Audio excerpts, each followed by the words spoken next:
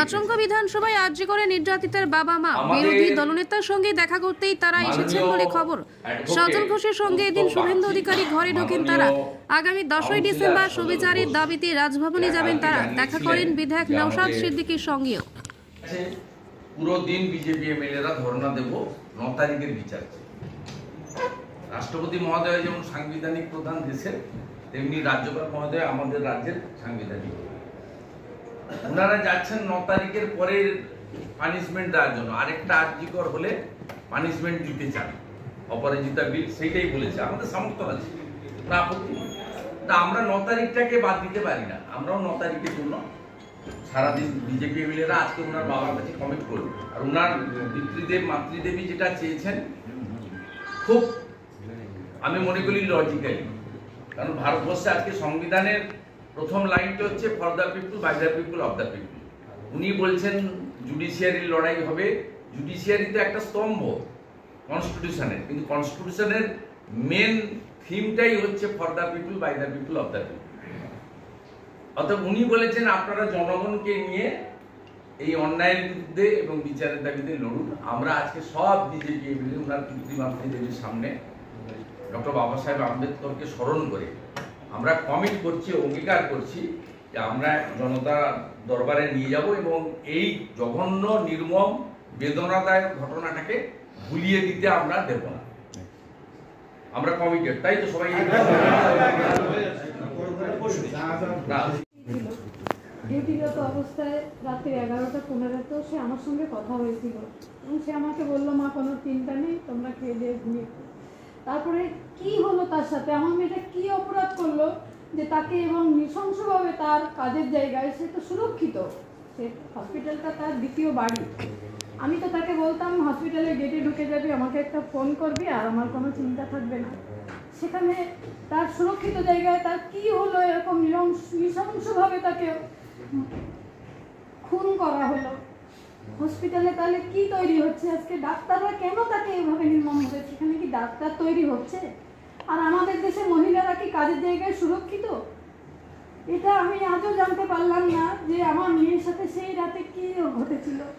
এত যন্ত্রণা, এত তিল তিল করে আমি প্রতিনিয়ত শুধু আমার সাথে নিজেকেই কোশ্চেন করি, কি হলো তার সাথে? আমার মেয়েটা কি এমন অপরাধ করলো যে তাকে এইভাবে নির্মমভাবে মারা হলো? সে তো তার স্বপ্নের জায়গায় ছিল, ওখানে আর্জি করে টানতে আমার মেয়েটা খুব খুশি হয়েছিল এবং তার অনেক স্বপ্ন ছিল। তার স্বপ্নগুলো সফল হতে দিল না। ওই দুষ্কৃতীরা তার স্বপ্ন চোখ দিয়ে রক্ত বার করে ছাড়লো। কেন এই নির্মম পরিস্থিতি হলো? তার জন্য আপনারা যেমন আমার পাশে ছিলেন এতদিন, তেমনি শুধু আপনারা এই কজন বললে হবে না, সমস্ত দেশের লোক, সমস্ত পৃথিবীর লোক আমার সাথে এসে লড়াই করতে হবে। যেমন ভবিষ্যতে ছিলেন, তেমনি আগামীতেও আমার পাশে আপনাদের চাই।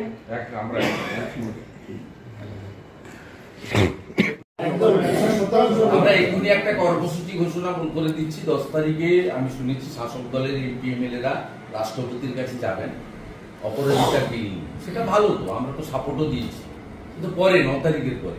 আর আমরা 9 তারিখের বিচার চাওয়ার জন্য 10 তারিখে আমরা সারাদিন রাজ্যপালের দরজার সামনে ধর্ণা দেব। ওরা রাষ্ট্রপতির কাছে যাবেন। আমরা 10ই ডিসেম্বর সব অল এমএলএ 10টা থেকে 5টা রাজ্যপালের সামনে সিঁড়ি তৈরি। 9 তারিখের বিচার, 9 তারিখের পরের বিচার চাইছেন ওনারা অপরাজিতা বিলটা করেছেন 9 তারিখের পরের বিচার চাইতে। তাতেও আমাদের তো পূর্ণ সমর্থন আছে, আমরা তো ডিভিশন চাই, সমর্থন করেছি। কিন্তু 9 তারিখের বিচারটাকে বাদ দিয়ে পরের বিচারগুলোকে অগ্রাধিকার দিলে তো হবে না। আমরা সেটা নিয়ে করব, কারণ 5 দিন পুলিশের হাতে থাকার জন্য আমি সুপ্রিম কোর্টে লাইভ ভিউতে দেখেছি পুলিশ যা যা করার করেছে। এবং পৃথিবীর মধ্যে 8ম আশ্চর্য, এই মামলায় সুপার জেলে আর থানা বসি জেলে, লোকাল জিডি পুলিশ স্টেশন। এটা ভারতবর্ষ কেন পৃথিবীর কোথাও এই রকমের নজির নেই। আমরা সবাই আছি আপনার সঙ্গে। এই প্রদীপটাকে বলুন, নৌশাদ ভাইয়ের সঙ্গে।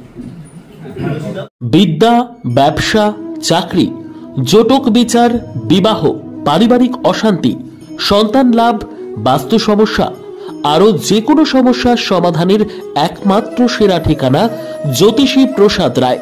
আর দেরি না করে আজই চলে আসুন প্রসাদ রায়ের কাছে। আমাদের ঠিকানা RC80 Bengal Ambuja city centre, Durgapur 16, near Jorhat rotary.